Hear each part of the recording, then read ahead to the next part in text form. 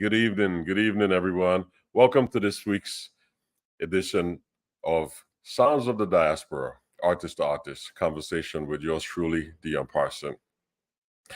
Hope everyone is having a pleasant day, pleasant evening, wherever you are. I'd like to give a big shout out to our folks in New York, because our guest is coming from New York today via the Caribbean.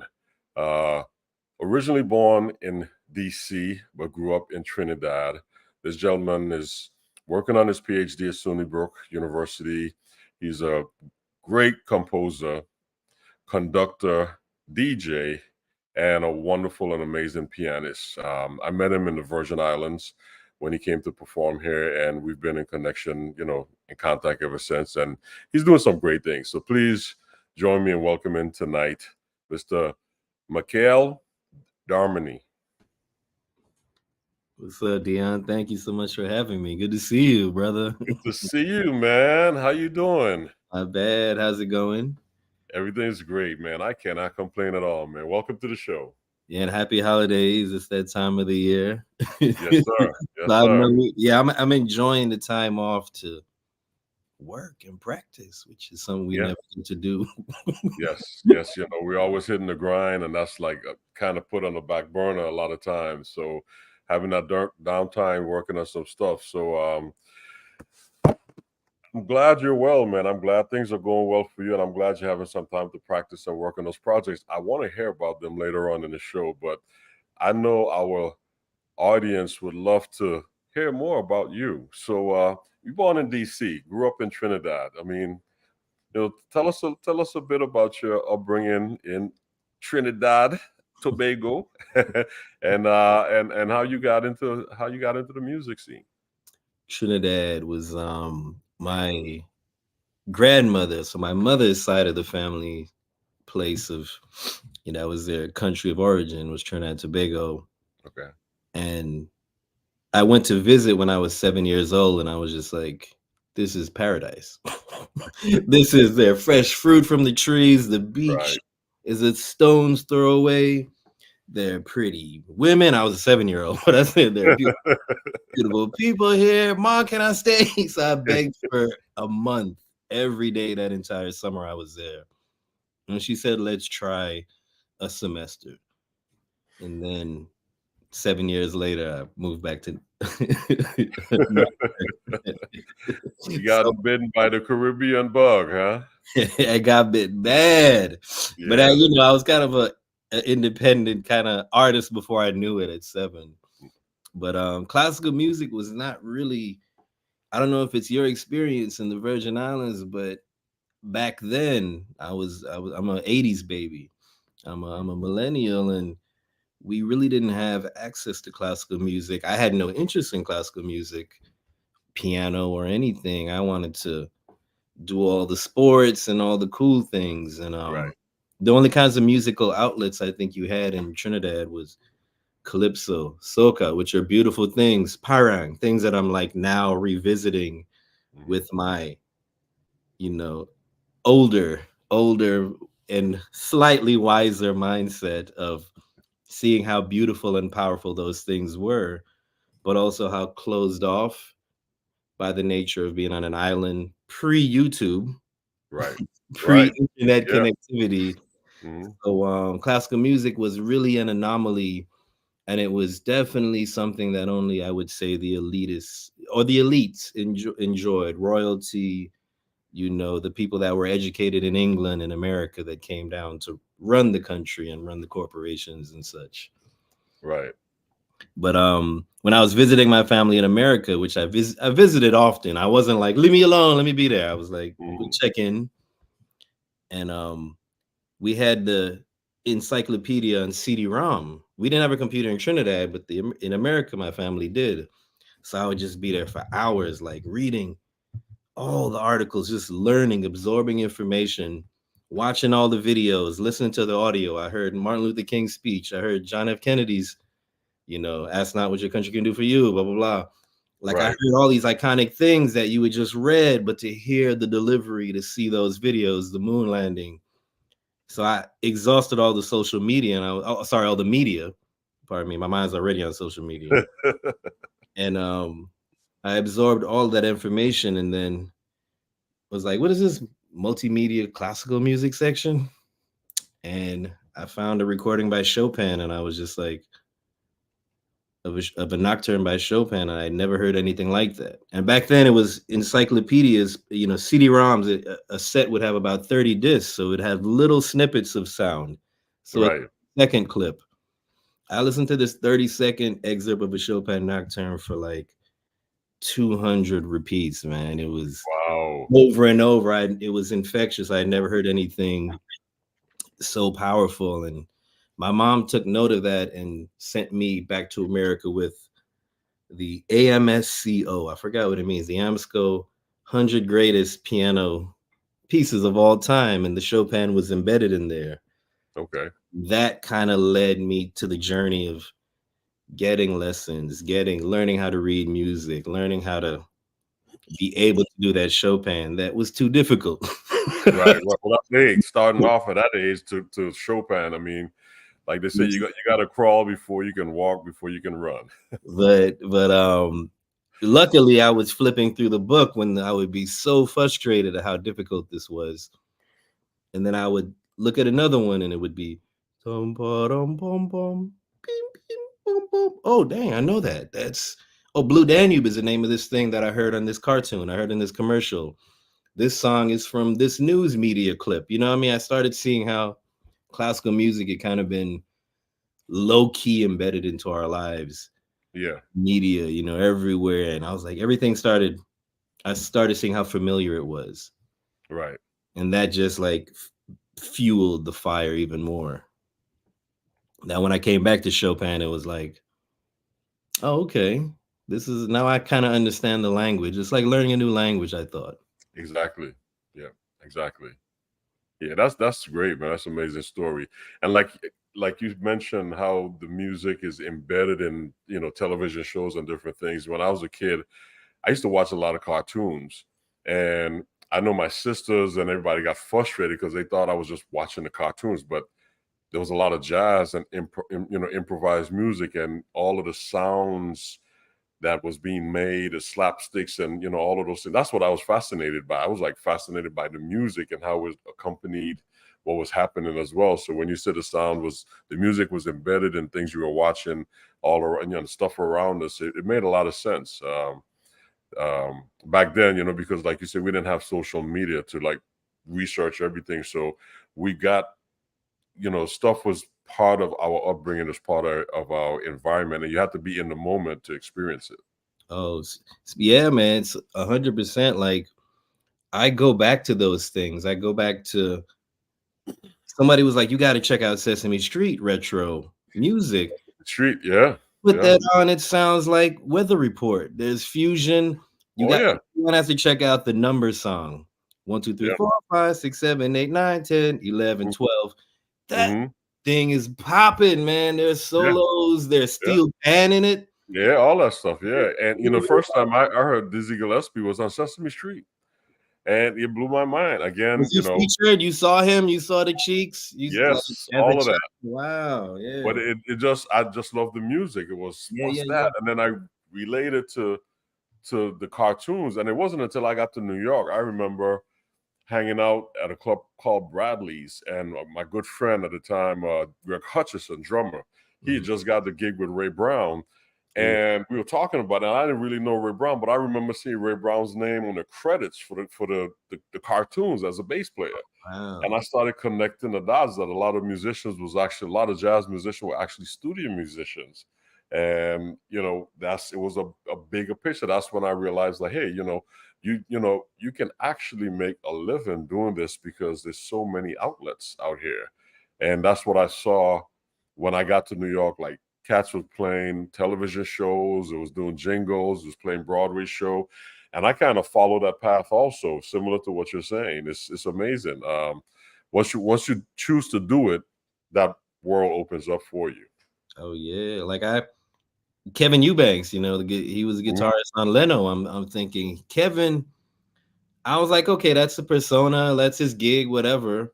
Because when I especially coming into the jazz world later in life, so I wasn't checking out his stuff. I didn't know who he was, besides the Jay Leno sidekick. It's Right. almost like knowing Questlove only from Fallon or something. Oh And yeah, and there's more to it. There's more to all of those musicians than that. Yes. then hearing Kevin Eubanks on a disc with Dave Holland and Craig Taborn is, some of my favorite musicians, and hearing Eric Harlan was playing drums on that album. And you're like, this is the most far out, cutting edge, pushing, and experimental, cohesive, organic. So it's like there's so many dimensions. Like you can't ever judge a book by its color, because we all doing what we can to, you know what I'm saying? Exactly. Yeah. Exactly. Exactly. And again, you being a professional in this day and age, being a professional is being versatile. Like, you compose, you play the piano, you DJ, and you have a whole electronic side to you that, I had to see it to believe it. So, I'm speaking from experience, but all of this connects to your classical upbringing. So like, let's talk about that. So, you get back to America, you're doing all of these wonderful things, studying, and then you choose to pursue classical music. I do, and I went to North Carolina School of the Arts, Okay. which is beautiful. It's called University of North Carolina. It's part of the UNC system. If people know UNC Chapel Hill, it's the conservatory of that college system in North Carolina. And there, I finally had access to computers and libraries where I would go for hours and emerge just eat up all of piano music. So after you finish eating up piano music, you're like, there's 30 other or others draws to pull out and check out. So I was like, oh, here's jazz. Let me eat this up. That's when I discovered the music of Monk, and I was like, what is this strange? what kind of alien music is this? And checking out Bud Powell, but then checking out other sides to the classical composers. I mean, the jazz was a nice interesting like investigation, but I was more, okay, I'm playing a Beethoven sonata. I can't limit myself to being a pianist. I want to listen to Beethoven's symphonies from around that time. What was his mind frame? What was his style like? Is this piece unique in the zeitgeist? Is it unique in his works, or is it related to a string quartet? So you know what I mean? Like I started getting, what was the philosophical movements at the time? Beethoven was reading Kant. Beethoven was struggling with religion. You know what I mean? So all these things, I started really feasting on all the information I could, because I felt to authentically do it, especially coming from somebody that looks like me, who when they see me, they're gonna say, are you presenting jazz for us today? Or are you moving the pianos? Are you a roadie? Are you moving the So I figured, to as inauthentic as I would look to, the kind of white audiences, the American audiences that are used to musicians looking a certain way in the classical world, I wanted to at least have a backbone to stand on, Right. choices of how I do what I do. And that's a lifelong pursuit. Oh yeah, definitely. Yeah. But so that kind of happened, and I was, in the meantime, I never stopped listening to dub. I never stopped listening to reggae. I never stopped listening to jazz. I never stopped listening to rap, Dr. Dre, Tupac, East Coast things too, Biggie, etc.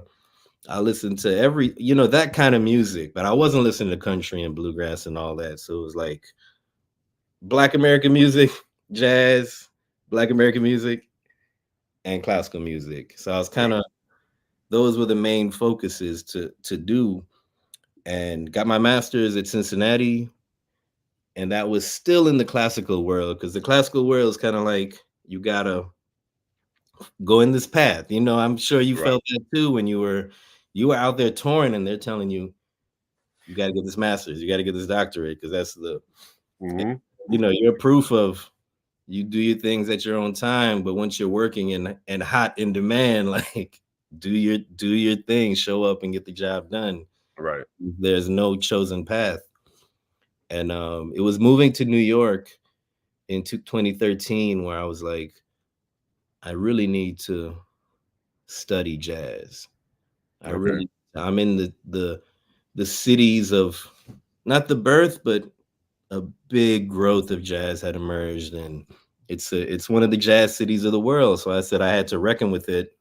Why can't I play complex Rachmaninov and Ligeti modern music, modern classical music, difficult Bach, but I can't sit down with a blues group and improvise off of 3 chords without judging myself and saying, "Oh, this is corny, this is whack," or even judging what they're doing. So I thought something in my upbringing and in the classical ideology, I was kind of like, I really have to change the way I think. And by hitting those jazz clubs late at night in New York, going out there into the trial by fire, as they say. That was North Carolina School of the Arts is the Juilliard of the South. That's what I heard a lot about. But before New York, I would say my improvisation experience was, I was fascinated with Mozart concerti. My dream was to be able to play a Mozart concerto and improvise a cadenza. So not play a cadenza that he wrote or somebody else from his time frame wrote, but to actually authentically improvise in that language. And after that, I was like, well, Bach was an improviser. He walked 200 miles to go here at Buxtehude, an improviser. That's how important it was, that spontaneous creation. So I said, I need to learn to improvise in a Baroque world. So Baroque kind of improvisation was my core, but jazz was, because I understood the structure of that. I didn't understand enclosures and Right. Yeah, the theoretical standpoint. Yeah, exactly. And then coming to New York, I was just like, well, that's a funny story too, which I can tell you. My first experience in Smalls. Okay. If you want to hear that, it's kind of funny. It's yeah, man. Sure. The floor is yours. I loved it. I played at Smalls the second. I think I was there the first night to open up. I played there the second night. I was like kind of like the house band myself. Myron Walden, Dwayne Burno. Back then, so I know Smalls very well. But let's hear your story. Man, that's beautiful. So the early Spike days. Oh yes. I was getting to New York. A friend and I went out. He'd been living here for a while. He was like, let's go to this jazz club. So he says it's called Smalls. I'm thinking the name is Smalls. It's in the Village. It's in a little underground thing. Like, we chilling. It's chill night. We're gonna have dinner, drinks, all that. So we get to Smalls around 1, and it's the open jam session, and that's 1 a.m. for y'all. We get there 1 a.m. and which I'm tired. I'm not that old, but that's late. Even for me. And we get there, and all of a sudden I hear a few minutes later, it was like, calling this new pianist we've never heard of, Mikael Darmanie, to the stage. So this dude had signed me up without me knowing. Welcome to New York. They called my name because he didn't know either. He was like, "Oh, you play jazz? You play piano, right? You play jazz? Let's do this." Okay. So I didn't know Smalls was the only positive thing out of that. I didn't know it was that bass player, I forgot his name, would blow his whistle if you didn't know what was going on. You would be blacklisted. You would not. You know what I'm saying? Like, you remember when Smalls was like that energy, that jazz session on a Saturday night. So I didn't know that I could have ruined my jazz career before it even started. And so I go in, and I go up on stage, and it's like 8 people on there. There's a singer who's kind of leading and calling the things, and the trumpeter, who kind of looks like he looked like Etienne, but it's not Etienne, but that same kind of vibe with the hat. Right.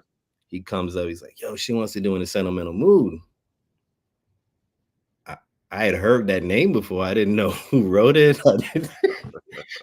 I didn't know it. No, the most embarrassing thing.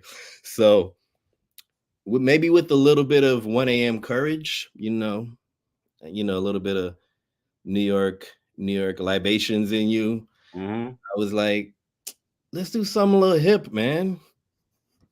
So he said, who the heck are you? What do you want to do? What's hip to you? So in my jazz arsenal, I had straight no chaser, which is a monk blues. And by saying I had straight no chaser, I knew how to play the head only, and I knew how to play the chords in basic ass voicing. Excuse my French. And then I also knew evidence, which is Okay. one of the It's another hippest monk. monk tunes, right? Yeah. So another monk, but strange. And he was like, evidence, ain't nobody ever called that. Let's do that. So he went up to the singer and he was like, you know, evidence. She was like, nah. He's like, you know, just you, just me, which is the same song it's based off of, same changes. And she was like, yeah, I know that. She's like, is that E flat cool? All right, cool. Good. Which is We're on the lucky. same page. We're on the same, yeah. And I didn't know how to improvise on those strange changes, but I knew I was courageous and I knew harmony. It wasn't hip harmony, but it was. I tried to flex a kind of virtuosity, and people were kind of like, "What is that? I've never heard that sound before. That's cool." People like play that monk, but you know, New Yorkers. Yeah. And then I was like, people giving me their cards, like, "I've never heard something like this. Let's play." You know, the same kind of thing you said. Let's do the studio work. Let's do this. Let's go to this session at my living room. And I sure as heck went to Ray Anderson. Was like, all right, what tunes do I need to know? So then I learned what a fake book was, and then I learned maybe 100 tunes in the next 2 weeks, and I was like, y'all ain't gonna catch me slipping anymore. So you managed to get in and out of smalls with yeah, relatively unscathed. Exactly. That's it. But that's a beautiful story because it is. I've seen, witnessed, and heard where it went the opposite direction for a lot of cats. So when I first got to New York, the big session was at the Blue Note, and Harper Brothers used to run that session. Stephen Scott was on that gig. Mike Bowie was on bass. Like going back to the late 80s, early 90s. So I did that, and then I was living in Harlem, so I was doing a lot of the Harlem sessions at Signix Pub and stuff like that. But so it's great, man, that you came to New York to pursue studying jazz, and you got through smalls, without too much without too much damage being done, and you learn from it, and that's part of the whole process, man. That's one of the things I love about, especially being in New York, because you're gonna have those days, man. But what I really enjoyed the most, when I met you, was your versatility, and the fact that we're talking now about you pursuing jazz, and you shared with our audience how you develop yourself, and studied and researched all of these unique genres, and you listen to everything. It says a lot about who you are as a person and as a musician. So I would like to take this time, if you don't mind, to present one of your songs for one of your performances, rather, for our audience, because I'm sure they're saying, okay, this cat, he's got a lot going on. We want to hear him play. And if you don't mind, we have Franz Schubert composition that you performed, and I'd love to play it, and then we could talk about it afterwards. Thank you. Okay.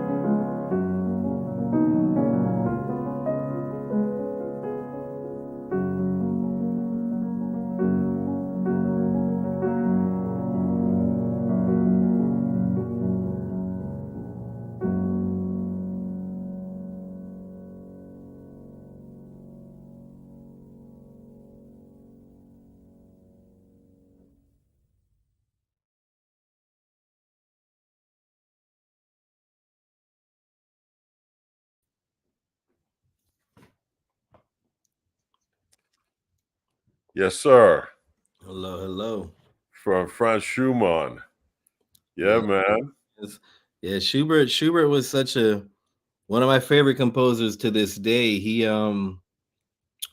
died in at the age of what 31, and he wrote almost 600 songs. And to me, that is just a song. That's a song without words. Okay.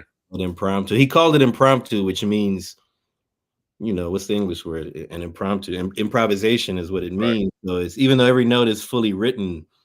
So what does that mean philosophically? So I like to take a lot of freedom when I think of classical music because it Schubert was a known improviser. These cats were that also blew my mind when I found out that they played spontaneous concerts of improvised music that we will never know what it was like. There are Yes. letters of people saying, yeah, everything written is cool, but it pales in comparison to the really beautiful things that five of us heard in Chopin's living room or Schubert's concert room. You know what I mean? And so it's Oh, yeah. that kind of all of that stuff fueled my fire to say, well, they were doing it. Somehow we got wrapped up in being museum curators in the classical world, meaning that it's too sacred that we can't do anything with it. And I was like, no, these people they had the essence of humanity. They understood something about us and could convey it in their music. That's what great composers can do. But Right. the fact that they were improvisers and monsters at their instrument, I was just like, that's that blew my mind, and that's why I'm like team improv to this day. Nice. I keep trying to develop that craft. Nice. Well, continue success on what you're doing because you're doing a great job, man. And I love it. I love it, man. And I'm totally a fan. Like I said, from when we met, we connected and conversation after conversation, we've, been trying to figure it out as we develop, and I remember when I first met you and we started to talk and about our mutual friends and different people we had in our lives that have mentored us and enriched our lives.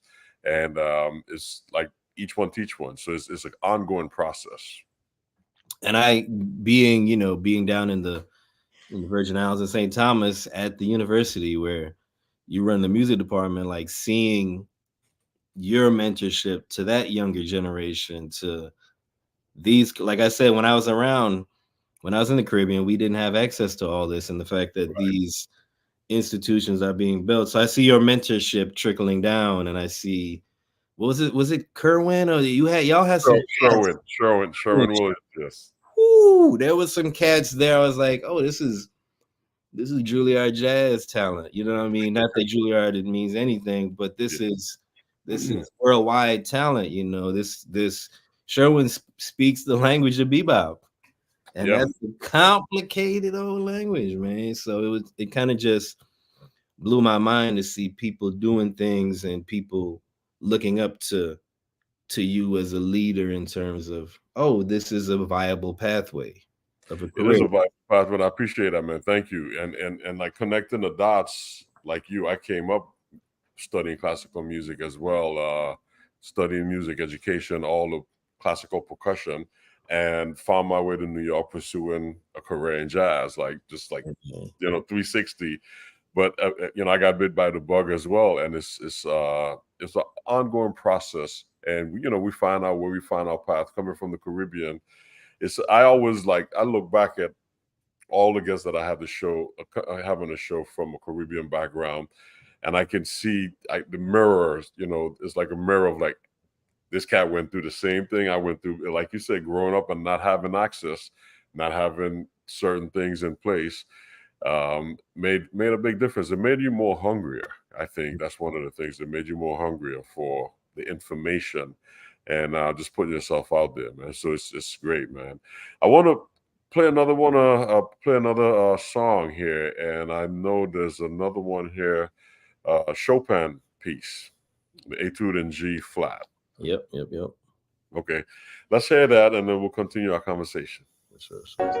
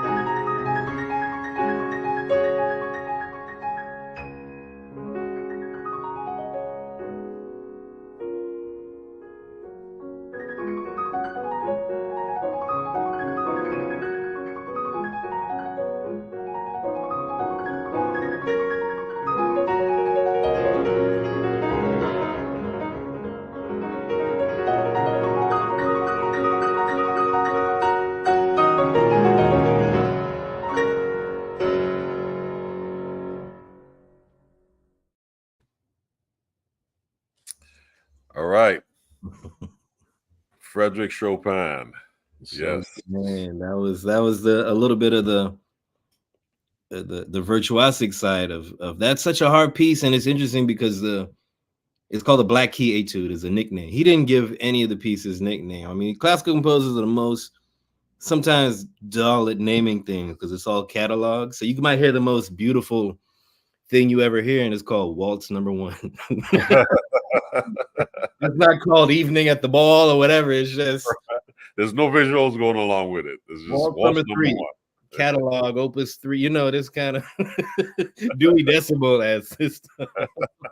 That's funny. But it's called the Black Key Etude because your right hand only plays the black keys on the Okay. piano. So and it's funny because it doesn't sound like a static harmonic world. No, it's it's very melodic, and actually I was sitting back saying like it lends itself to some ragtime. Oh yeah, that bump. Oh man, Yeah, I hadn't even thought about that. But yeah, there's bump, boom, bump. It's literally that ragtime with the because that's interesting. He's a contemporary of Gottschalk. Gottschalk was an American virtuoso who kind of was paving the way. He connected that European virtuosity to the United States in the 1840s and 50s, around the same time of Chopin's lifetime. So like, and he wrote some of the most difficult things for piano. okay. Some people say it may not be worth the difficult. Some of the things are so insanely difficult to do, but people do play it. And you see even further bridging that kind of music into the ragtime. Right. You start seeing because 50 years is not that big of a time. You know, Joplin started coming around the end of the 19th century, the late 1800s. He was born or something. I don't remember his exact dates, but it's a short time frame for then Jelly Roll, Fats Wall. You know what I'm saying? It's like not. Oh, yeah. It's like one generation apart, and generation, like you said, when things weren't accessible, they had the hunger more, and I feel like people remember things more. Exactly. I was about to say we didn't have the means of dispersing music on a certain level, so you have to you have to go after it, and you have to remember it. You have to it was a whole nother level of learning back then, and it created a whole it just created a great opportunity that we have today. I think a lot of stuff was more organic and more validated back then because it was so fresh and so new. Oh yeah, that's why I think in just on that point briefly in classical music, I think mass reproduction, I think the recording industry kind of created a certain expected sound, and it was by the people that were hot at the moment, and it kind of, if you listen to the history of recording of especially classical music, interpretations were so wildly different where and I think in the onset of jazz it was the same. It was like you could hear pianist A, let's give him the name of, you can hear Rachmaninov playing the recordings of Rachmaninov, you can hear Horowitz, you can hear Rubinstein and say, I think that's Horowitz, I think that's Rubinstein.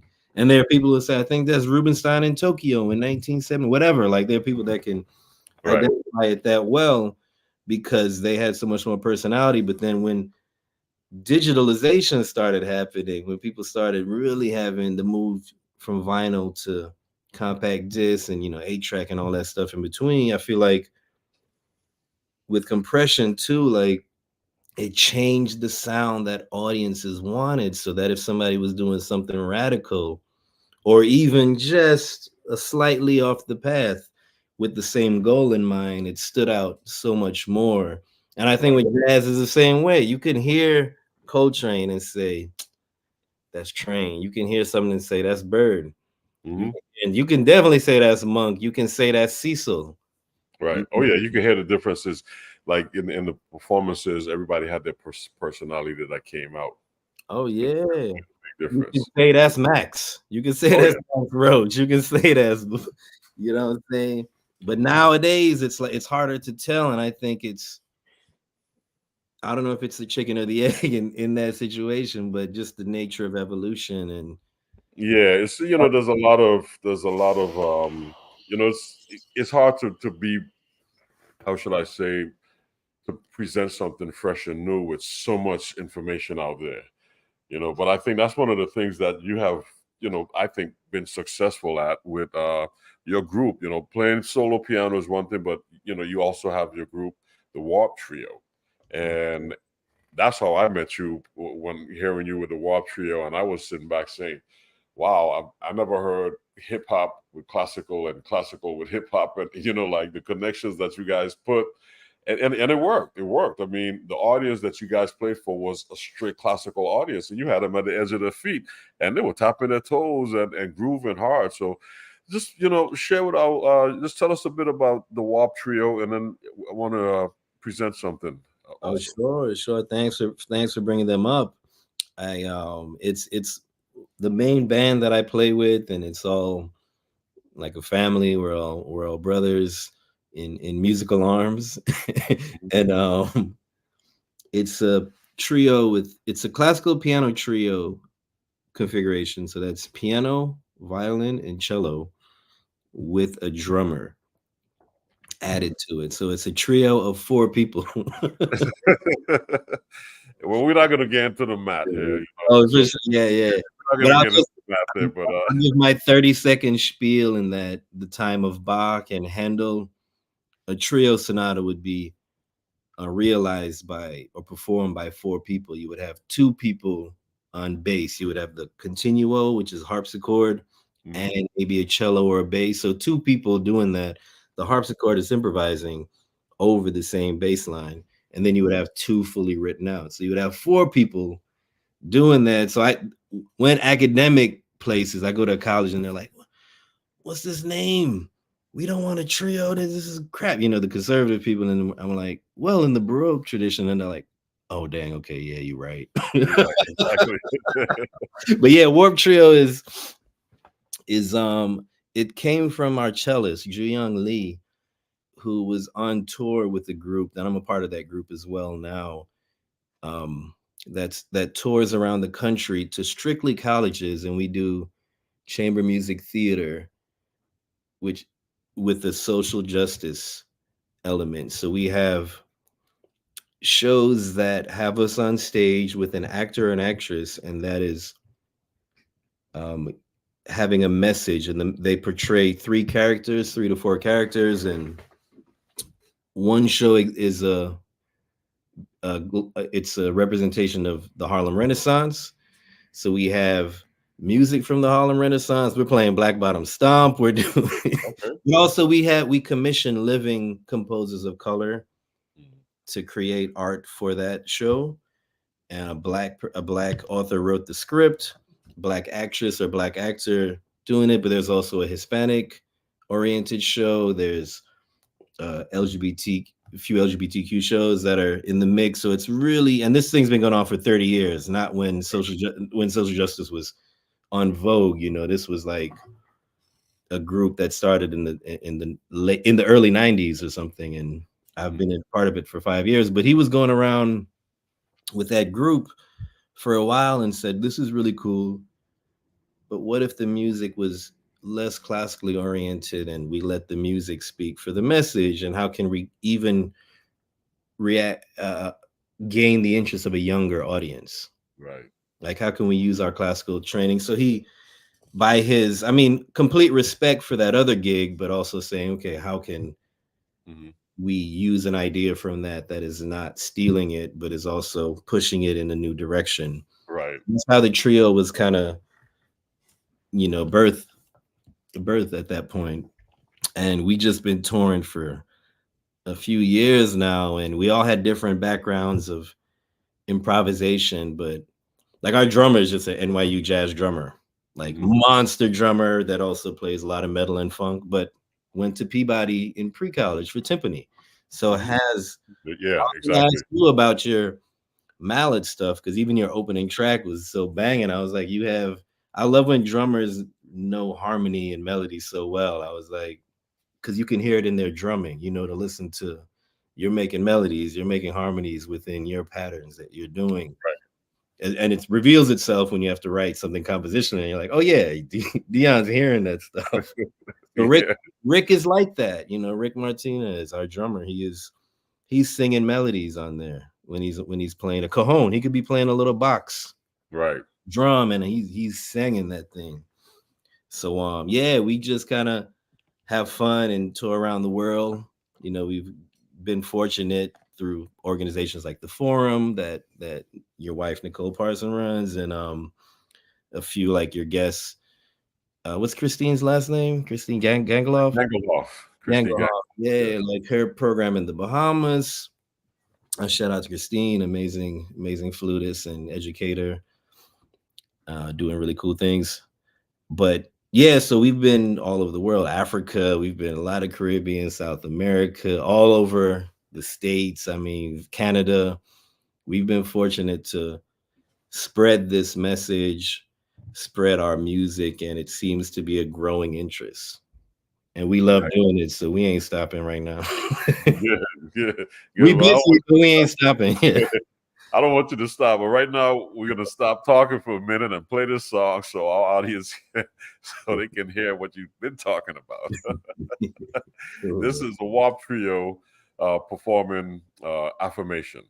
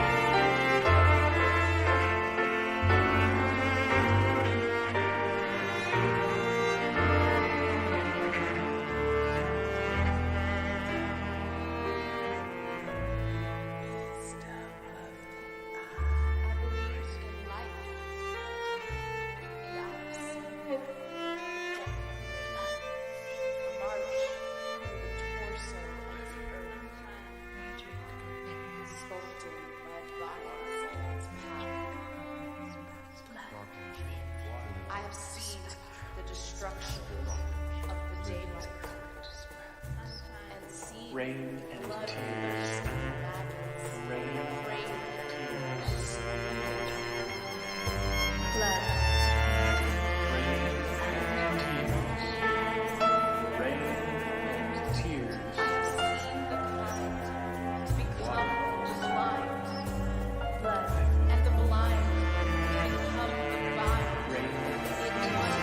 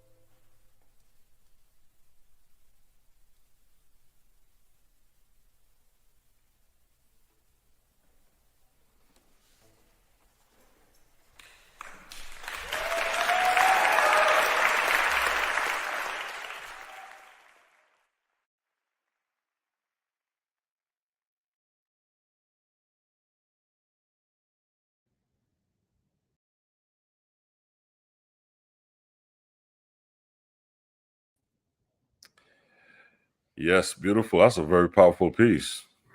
Oh, thank you, thank you. That was a creation of Josh Henderson, the last name from the trio, our violinist. Okay. And one of the beautiful polymaths of music. Everybody check out Josh. He has a project. His first debut album dropped a few months ago called One More Night that I actually helped produce. I was a producer in the room for that, and it was just phenomenal. And yeah, it's a good group to play with. And that was shout out to Palaver Strings. I hadn't seen the videos, so I hadn't seen their faces when they're singing. They were the Kiyoshi and everybody. That group, Palaver Strings, is conductorless string orchestra that was based in Boston, but now they're housed in Portland, Maine. Okay. They go around and are training the new generation. They all have careers of their own as performers, but they're kind of really fostering that new generation in that area, and especially trying to get to underprivileged people of talent, because there's so much talent in places where they still can't have the access to what they need. And luckily, Right. so many more opportunities, and people are looking now. Great. Well, it's wonderful, man. The Warp Trio, you guys are doing some great work. Great stuff. Any projects, anything we should be on the lookout for that's happening? Yeah, we finally got into the studio to do our first official debut. We have things on Spotify, we have things on YouTube, but now we're actually having our first collaboration with the label. Okay. And we're heading to the studio to do the second session. We already did 4 days. Okay. This amazing studio north of the city in Yonkers that we love. And beginning of January, we're going in for 4 more days to knock out a few more things. And it's going to be some of everything that we're into is going to be crazy. But there's an underlying theme of the, actually, I didn't tell you this. There's one of the theme that's connecting everything is the diaspora of the Caribbean. Oh, nice. Sounds of the Diaspora.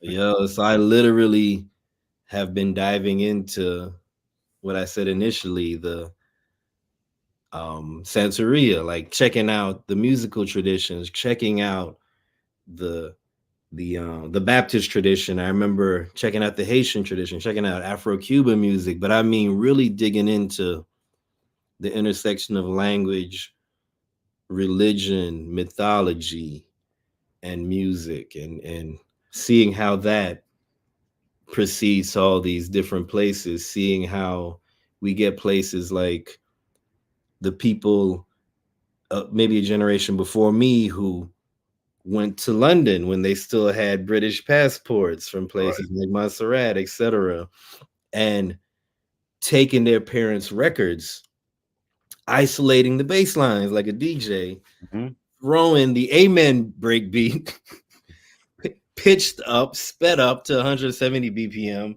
and that's creating jungle. Seeing how techno is created to the connected to the Caribbean diaspora. Right. So all these things that is white rave music a lot today, there's so many interesting roots that are just so hidden in all these wires in this beautiful matrix. So it's kind of fascinating to dig into that. And I happen to love all those types of music. Mm-hmm. And I'm very fortunate. I think we all are, those of us that have came from that world and can unpack it in a way, not that it needs unpacking, but that we can, see what we can do to spread the message of it and see how we can take certain elements of it into the future. Definitely. You're doing a great job. You and your colleagues in the Warp Trio, and I congratulations on the upcoming project, and continued success with the group. Once you guys finish that project, I'm putting it out here, I would love to have the whole trio plus one. Let's get the math right. Yeah. Really. Oh yeah, really quickly, just in case anybody's in the New York area, I wrote a piece I'm playing in. It's going to be premiered in Barge Music, which is that concert venue on a boat with the beautiful right on the river in Brooklyn, where you see Lower Manhattan right outside the window when you're playing and the boat is rocking. But January 5th, I'm in a really cool concert there. I'm the worst because I'm sitting here saying I'm like social media. I don't post anything about gigs. I don't have a website. The trio has a website, warptrio.com. But maybe that's my New Year's resolution. I said maybe. No, but I do a lot of things, and I'm mainly on tour maybe 8-9 months out the year. So there's always a way to, if people want to check out things I'm doing, Mhm. I will create one, but I think things are Googleable that I'm doing. Great. Well, we'll continue to support and put the word out. Like I said, as soon as the project drops, let us know. We'll have you in the group on. Continue success to all the great things you're doing, education-wise, personal education projects, the various projects that you're doing. Say hi to all the cats in the group for me, and look forward to catching up with everyone pretty soon once that project drops. And thanks for being on the show. Any last comments for our audience, youngsters, anyone out there? Oh, I just wanted to thank you and thank Mel. Thank y'all for having me be a part of this. And it's lovely to see you and to chit chat. It's been a long time, and to see all the cool things that are happening. Everybody check out Dion's music if y'all don't, because I know it's a lot of new listeners you get with different streams and all that. So y'all dig into Dion Parson. That's speaking of encyclopedias at the beginning. Thanks for the plug, bro. Appreciate it, man. Once again, my main man, extraordinary pianist, composer, arranger, DJ, producer, a man of many talent, many hats, the one and only Mr. Mikael Darmanie. Thanks for being on the show. Much love. Thank you. And join us next week as we bring a great, exciting group to you. This is the Good Times Horns. Good Times Horns is a horn section based out of Atlanta, but these brothers have been doing it for a long time. They've been working Tyler Perry. They're currently in the role with Usher. They do a number of things. And most importantly, my connection with them is that they are faculty for our artist in residence program here in the Virgin Islands. And they come into our public schools and mentor our young kids, and they teach brass, woodwind specialists. It's just amazing all the work that these cats are doing. This is a Good Time Horns, personal friends of mine. They're hitting it with everybody out here. Join us next week as we bring Melvin Jones, Will Williams, and Mike Burton to the Sounds of the Diaspora. Take care. Thank you guys for joining us. And wherever you are, hope you get home safe. My name is Dion Parson. All the best.